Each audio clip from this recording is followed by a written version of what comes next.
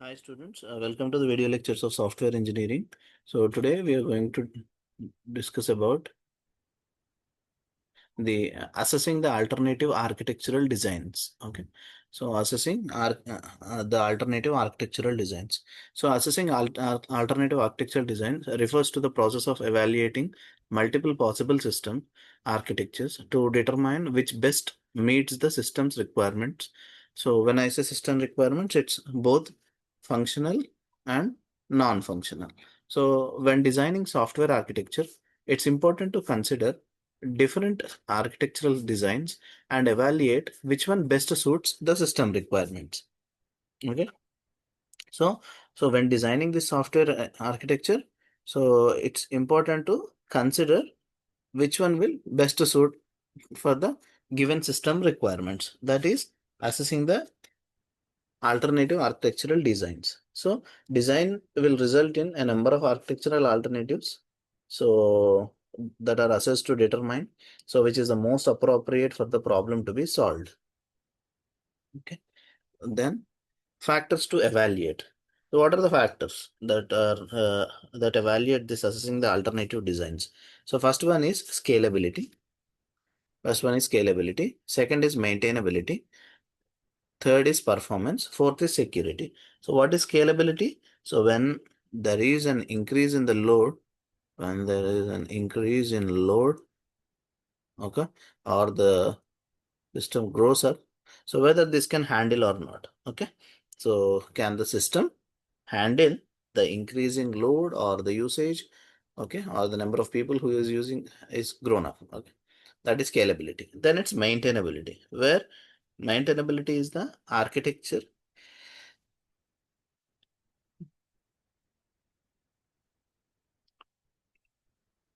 is flexible enough to accommodate the future changes. Then it's performance, that is how quickly and efficiently does the system responds to user requests. That is performance. Then last one is security. So this is like securing from any external and internal threats. That is about security. So we have four factors. Okay, initially. So these are called some kind of common factors which we evaluate the architectural designs. So first one is scalability. Scalability is whether the system can handle the increased load or if the usage grows in number. Okay. Second one is maintainability. So maintainability is the architecture flexible enough to accommodate the future changes or not. So is architecture flexible enough to accommodate the future changes. Next is performance. This is how quickly and efficiently does the system respond to the user requests. Then about security, where is the architecture secure from external and internal threats. So these are the factors by which we evaluate. Then we have architecture trade-off analysis method. So architecture trade-off analysis is a method. So we also term it as ATAM. This is, you can see here.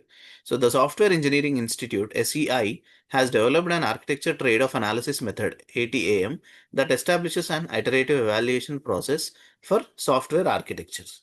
So the design results in a number of architectural alternatives that are assessed to determine which is the most appropriate for the problem to be solved. So that is architecture trade-off analysis method. So the design analysis activities that follow are performed iteratively. Okay. So following. So first one is collect scenarios. That is, a set of use cases is developed to represent the system from the user's point of view. Next, it is elicit requirements, constraints, and environment description. So this information is required as part of the RE and is used to be certain that all stakeholder concerns have been addressed. Then describe architectural styles or patterns that have been chosen to address the scenarios and requirements. Okay. Fourth one is evaluate quality attributes considering each attribute in isolation. So what are these? Okay. We'll just try to understand each one. So first one is saying that the especially this ATAM wherein architecture trade-off analysis method. It's primarily a structured method where it's developed by SEI, that is Software Engineering Institute, to evaluate the software architecture alternatives based on quality attributes and stakeholder needs. Clear? So basically what does is it collects the scenarios and develops the use cases from the user's perspective. And these scenarios helps in evaluating how well the architecture will support real world functionality. That is your first point. Second point is elicit requirements, constraints, and environment description. That is, it tries to identify functional and non-functional requirements, technical constraints, and operating environments. Then ensures that all the stakeholders' concerns are considered. Then describe the architectural styles and patterns, okay, that have been chosen to address the scenarios and requirement. Okay, that is to document the styles or patterns. So that means we try to document the styles or patterns chosen to solve the problem. For example, the layered architecture which we have seen in our previous video lecture as well. Okay, client server or microservices, etc. Then evaluate the quality attributes independently. So assess attributes such as performance, reliability, security, maintainability, flexibility, reusability, all those things. Then make small changes to the architecture and observe which quality attributes are affected. Okay. And identify the sensitivity of quality attributes to various architectural attributes for a specific architectural style. That means this can be accomplished making small changes to the architecture and observe which quality attributes are affected. So points that greatly affect quality are called sensitivity points, and critic candidate architectures using sensitivity analysis. Uh, Evaluate which architectural components influence multiple quality attributes. So these are known as trade-off points, where improvement in one quality may affect the another. Okay. Then architectural complexity. So architectural complexity is the complexity of an architecture is based on the dependencies between the components due to data or control flow. So this is a useful technique for assessing the overall complexity of a proposed architecture to consider dependencies between components within the architecture. So these dependencies are driven by information or control flow within the system. So types of dependencies. So first one is sharing dependencies. Second is flow dependency. Next is constrained dependency. So what are these? So sharing dependencies are like these represent dependence relationships among consumers who use the same resource or producers who produce for the same consumers. Flow dependencies are like these represent dependencies relations between producers and consumers of resources. Constrained dependencies are these will represent the constraints on the relative flow of control among a set of activities. Okay, so the sharing and flow dependencies are similar to coupling, whereas coupling is an important design concept that is applicable at the architecture level and component level, which we have seen. So in the first one, that is sharing dependencies.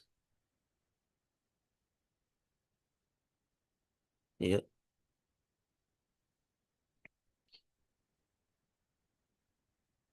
multiple components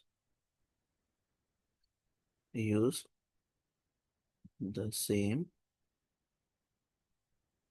resource or serve the same consumers. Next one is flow dependency, which will represent producer consumer relationships.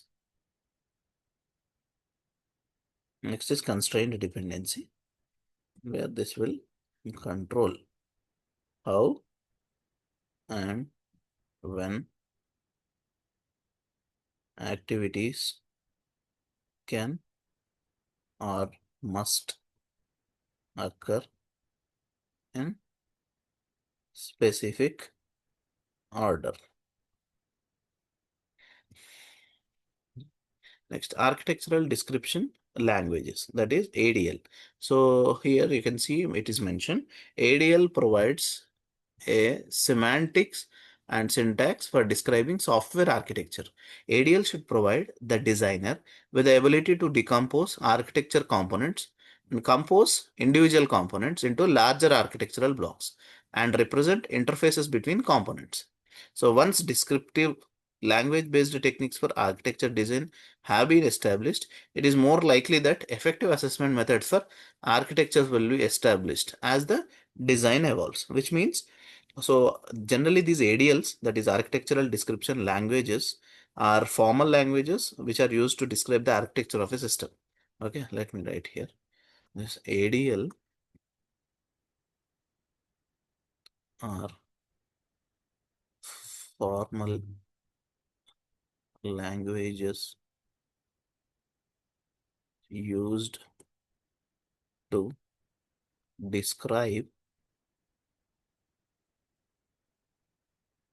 the architecture of a system. Okay, so what are the features? So what are the features of these ADLs? Okay, this will define the components, their interfaces, and how they interact. Okay. So the features are, this will define the components,